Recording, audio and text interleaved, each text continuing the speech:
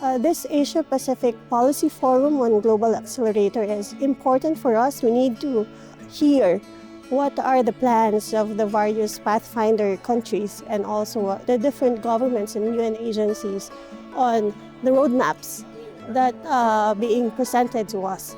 So we need to ensure that workers are part of the process in developing these roadmaps and at the national, regional level, and at global level.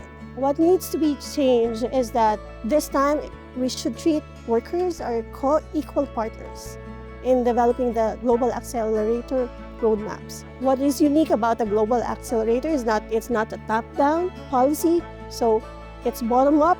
That's why trade unions and workers' associations should actively be engaged and not just recipients of these policies. Being a Pathfinder country, for trade unions, it is important because we have to design the Global Accelerator roadmap.